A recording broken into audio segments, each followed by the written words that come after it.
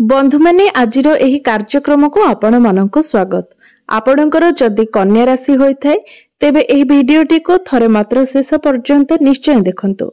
कन्या राशि रो व्यक्ति विशेष मानकर जीवन एही सरस्वती पूजा ठारू बदलिबाको जाउछि, कारण ग्रह नक्षत्र मानकर चलन रे एक बहुत बड़ परिवर्तन हेबाको जाउछि, जहा द्वारा एमानक जीवन रे मध्य एक बड़ परिवर्तन हेबाको जाउछि। बुध एवं सूर्य निजर राशि परिवर्तन करबाको जाउछंती, जहा फल रे आपणक जीवन रे मध्य किछि परिवर्तन हेबाको जाउछि। तेबे आपणक जीवन रे केउ भली परिवर्तन हेबाको जाउछि से विषय रे जानिबा पई आपण माने भिडियोटी को स्किप न करी थरे मात्र शेष पर्यंत निश्चय देखंतु। एवं आपणकर जदि कन्या राशि होइथाय तो भिडियोटी को लाइक करी चैनल टी को सब्सक्राइब करि दियंतु। भक्ति एवं श्रद्धार सहित कमेंट बॉक्स रे जय मां सरस्वती निश्चय लिखंतु। तो बंधु माने आसंतु आरंभ करिबा आजिर एही कार्यक्रम को, जहा कि जन्म राशि एवं चंद्र राशि उपरे आधारित अटे। तो बंधु माने राशि चक्रर 12 गोटी राशि मध्यरु षष्ठ राशि हेउछि कन्या राशि। तो कन्या राशि रो राष्ट्राधिपति हेउछंती बुध एवं बुध आपणकर पंचम भावरे विराजमान अछंती। आपणकर प्रथम भावरे विराजमान अछंती केतु, पंचम भावरे विराजमान अछंती बुध एवं सूर्य, षष्ठ भावरे विराजमान अछंती शनि, आपणकर सप्तम भावरे विराजमान अछंती शुक्र एवं राहु, नवम भावरे विराजमान अछंती देवगुरु बृहस्पति, दशम भावरे विराजमान अछंती मंगल। तो बंधु माने सर्वप्रथमे आसंतु जानि नेबा आपणकर स्वास्थ्य किपरि रहिबो फेब्रुआरी 2025 रे। तो बंधु माने कुंडलीर प्रथम भावटी होइथाय आपणकर स्वास्थ्यर भाव, आपणकर इम्यूनिटी सिस्टम रो भाव एवं आपणकर प्रथम भावर अधिपति हेउछंती बुध, जे कि आपणकर पंचम भावरे विराजमान अछंती। मात्र 11 फेब्रुआरी को बुध आपणकर षष्ठ भाव को चलन करिवे। तेबे बंधु माने षष्ठ भावटी कुंडली रे भलो बोली माना जाय न थाए, कारण षष्ठ भावटी होइथाय रोग, ऋण एवं शत्रुर भाव। तो बंधु माने 11 फेब्रुआरी परे आपणको आपणक स्वास्थ्यर विशेष जत्न नेबार अछि। विशेष करी बुध हेउछंती हमर त्वचार कारक ग्रह, तेनु आपणको निज स्किन रो अधिक केयर नेबार अछि, कारण आपणकर स्किन रिलेटेड प्रॉब्लम देखा दे पारे, एलर्जी, इन्फेक्शन भली प्रॉब्लम देखा दे पारे एवं निजर खाद्यपेय प्रति मध्य आपणको ध्यान रखिबार अछि। तो 11 फेब्रुआरी पर्यंत आपणकर स्वास्थ्य ठीक ठाक रहिबो। 11 फेब्रुआरी परे आपणको आपणक स्वास्थ्यर जत्न नेबार अछि। एबे आसंतु जानिबा आपणकर शिक्षा क्षेत्र किपरि रहिबो फेब्रुआरी 2025 रे। विद्यार्थी मानक पई किपरि रहिबो फेब्रुआरी मासटी। तो बंधु माने कुंडलीर पंचम भावटी होइथाय आपणकर शिक्षार भाव।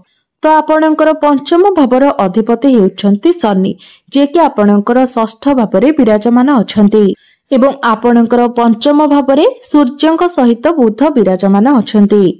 तो आपणकर पंचम भावरे सूर्य एवं बुध बुधादित्य राजयोगर निर्माण करुछंती एवं 11 तारिख पर्यंत एही जोग रहुछि, कारण 11 तारिख परे बुध निजर राशि परिवर्तन करिवे। तेबे आपणकर पंचम भावर अधिपति शनि मध्य षष्ठ भावरे विराजमान अछंती एवं एठारे विपरीत राजयोगर निर्माण करुछंती। तो बंधु माने फेब्रुआरी मासटी आपणकर शिक्षा क्षेत्र पई बहुत भलो रहिछि। विशेष करी 11 फेब्रुआरी पूर्वरु आपणकर शिक्षा क्षेत्र बहुत भलो रहिबो। जदि आपणकर कोनोसी एग्जाम अछि तो ताहा 11 फेब्रुआरी पूर्वरु आपणको बहुत अधिक भलो फल देबो। आपणकर जदि कोनोसी एडमिशन किंबा फॉर्म फिलअप करिवार अछि तो ता पई मध्य फेब्रुआरी मासटी आपणको पई सपोर्टिव रहिबो। तेबे सब दृष्टिरु देखिबाको गले फेब्रुआरी मासटी आपणकर शिक्षा पई बहुत भलो रहिबो। एबे आसंतु जानिबा आपणकर प्रेम जीवन किपरि रहिबो फेब्रुआरी 2025 रे।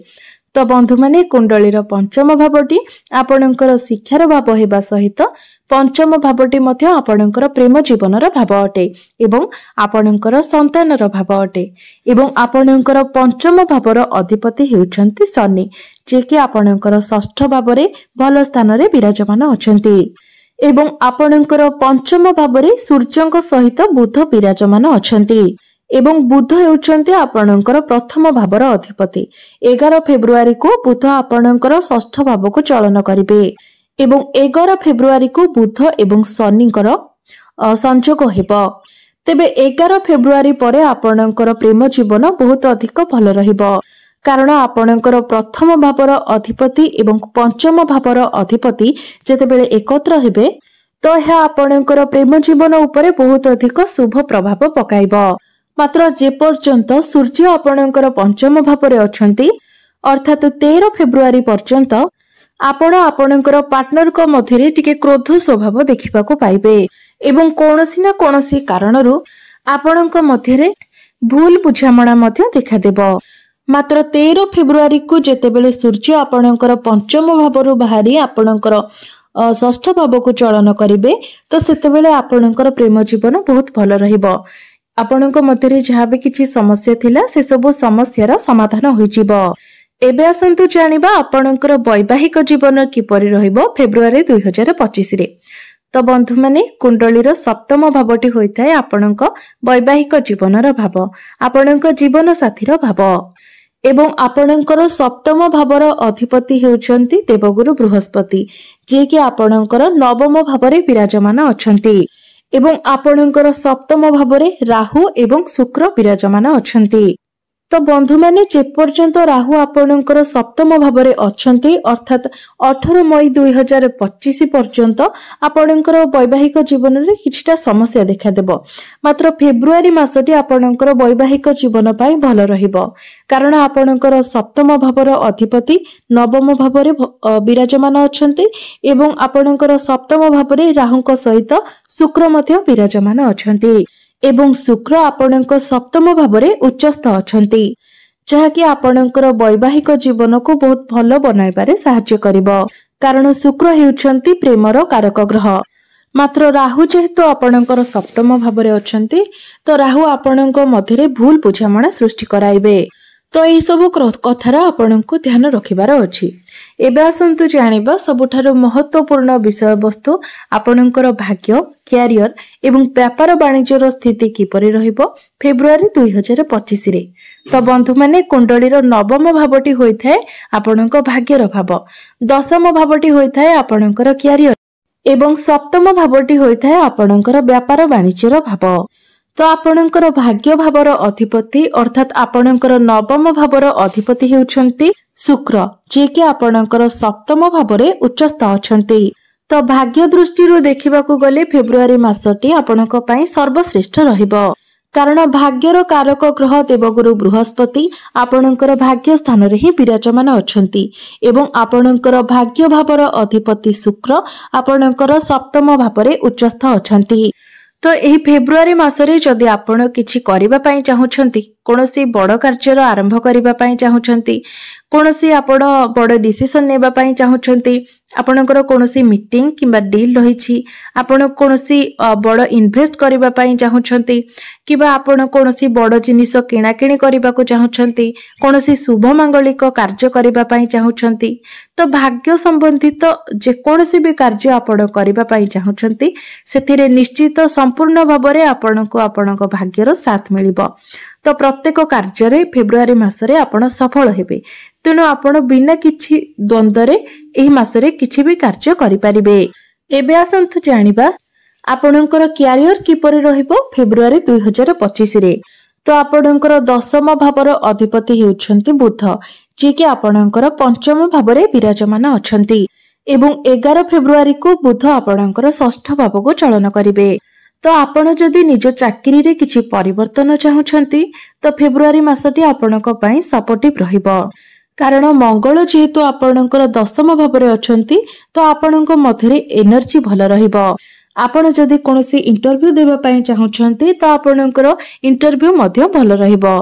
फेब्रुआरी मासरे आपणक मध्यरे कॉन्फिडेंस भल रहिबो आपणक मध्यरे आत्मविश्वास रहिबो स्टामिना मध्य आपणक मध्यरे भल रहिबो एवं जे मानक पाखरे कोनोसी चाकरी नाही तो फेब्रुआरी मासरे आपणक चाकरी मिलिबार मध्य संभावना रहुची सेथिपई आपण निजर चेष्टा जारी रखिबा उचित। मात्र बुध जेहेतु आपणकर षष्ठ भाव को चलन करिवे तो तापरे आपण निजे निजको नेकी कंफ्यूज होई जिवे बिना किछि कारण रे ही आपणक मन को दुश्चिंता आसीबो भय आसीबो बिना किछि कारण रे ही आपण ओभर थिंकिंग करबा को लागिबे। तो एई सब प्रति आपनको विशेष ध्यान रखिबार अछि। नचेत यह व्यतीत अन्य कौनसी भी असुविधा आपणकर क्यारियर रे देखा जाऊ नाही। एबे आसंतु जानिबा आपणकर व्यापार वाणिज्य किपरि रहिबो फेब्रुआरी 2025 रे। तो बंधु माने सप्तम भावटी होइथाय आपणकर व्यापार वाणिज्यर भाव एवं आपणकर सप्तम भावर अधिपति देवगुरु बृहस्पति आपणकर नवम भावरे विराजमान अछंती एवं आपणकर सप्तम भावरे राहु एवं शुक्र विराजमान अछंती। तेबे व्यापार वाणिज्य को देखिबाकू गले 15 फेब्रुआरी पूर्वरु आपणकर बिजनेस भल रहिबो। 15 फेब्रुआरी परे आपणकर बिजनेस रे आपण टिके अप डाउन देखि पारंती। मात्र आर्थिक दृष्टिकोणरू देखिबाकू गले आपणक पई फेब्रुआरी मासटी अनुकूल रहिबो, कारण आपणकर सप्तम भावर आपणकर नवम भावर अधिपति शुक्र आपणकर सप्तम भावरे उच्चस्थ अछंती। तो आपणकर आर्थिक स्थिति मजबूत रहिबो। तो बंधु माने एबे आसंतु जानि नेबा किछि विशेष प्रतिकार विषय रे, जो प्रतिकार गुड़िक करबा द्वारा आसुथिबा समस्त अशुभत्व आपणकर खंडन होई परिबो, समस्त समस्या गुड़िक दूर होई परिबो।